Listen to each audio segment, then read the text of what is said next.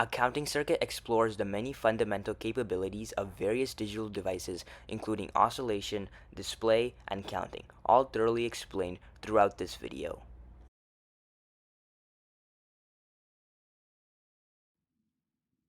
The button input. We can tell that this is in pull-up configuration because the resistor is connected to power. Um, the high from the resistor enters the button, goes out this side, and becomes the inputs of the NAND gate, therefore outputting a low. And because the positive rail of the LED is connected to power, there's potential difference and the LED turns on. When the PVNO is pressed, the power from the resistor travels towards this wire and becomes grounded. Now there are two lows entering the NAND gate, outputting a high, and because there are two highs, there is no potential difference, therefore the LED is now off. The NAND gate oscillator. This is the next subcircuit that needs to be made. The circuit already has a button input. Now the prototype needs to be able to create a clock signal, which is a signal that constantly changes or oscillates between a high to a low state. The signal kind of acts like a metronome, coordinating its highs and lows at a constant frequency. In this circuit, oscillation can be visualized using the green LED. This circuit contains two parts, RC1 and RC2. The abbreviation RC stands for resistor capacitor pair. When the circuit is at rest, the NAND gate receives two highs, outputting a low. This goes into the next NAND gate, inputting a low, and because in NAND logic, if one inputs a low, the output will definitely be high. This high goes up to the resistor and the other NAND gate. It passes both resistors and charges up the capacitor. This high goes into the other input of the NAND gate, still outputting a high. These two are high, outputting a low, and these two lows create a high. The LED is connected to voltage, so the LED won't turn on because it cannot counterbalance the power. When a button is pressed, these two inputs become low, resulting in a high. This current flows through the capacitor, filling up instantly as there is no resistor in series with the capacitor. The current keeps on flowing, making one input a high. Because both inputs are already high, the output becomes a low. These two lows create a high, these two highs create a low, and now the LED will be on. As there is no current coming up 1 mega ohm resistor, the capacitor will discharge, still maintaining a high on this NAND gate's other output. The LED will still be on. When the capacitor's voltage is less than around 4 volts, then this NAND gate's input becomes a low, outputting a high. These two highs will output a low, these two lows will output a high, and the LED is off again. This high will fill this capacitor and take the place of this low, and the cycle continues, creating an oscillation.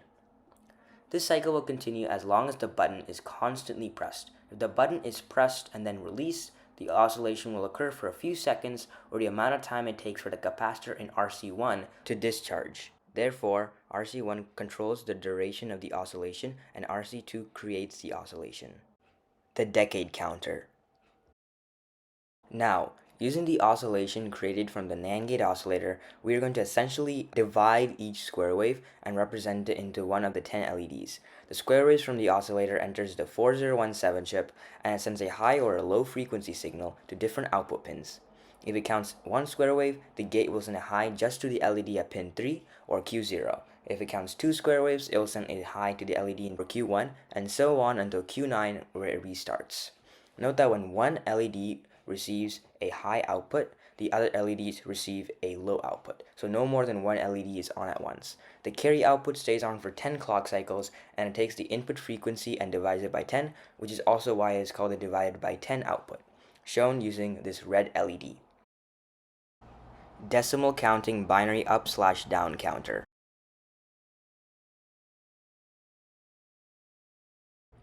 In this subcircuit, the 4516 chip takes the divided by 10 output from the 4017 chip as its input, converting it into binary numbers and is represented using these four LEDs.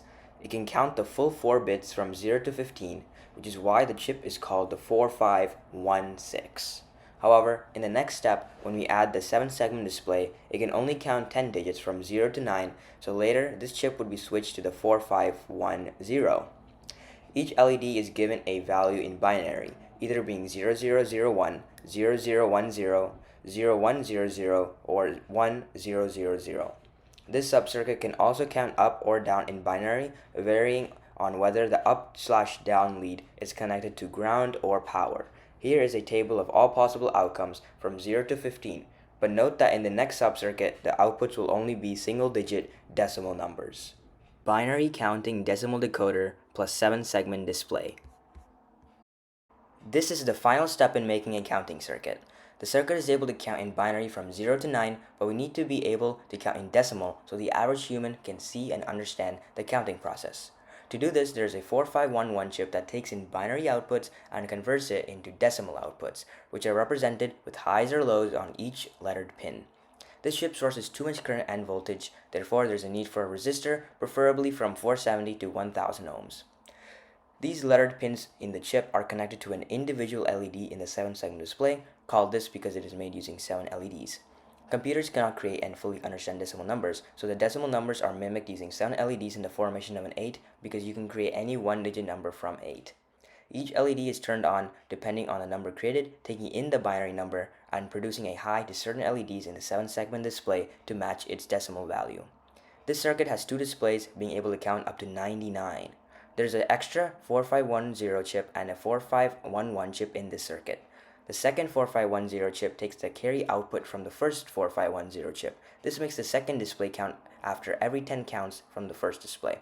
The circuit is counting faster than usual because the RC2 capacitor is wired to a 0.01 microfarad capacitor instead of a 0.1 microfarad capacitor. Thank you for watching.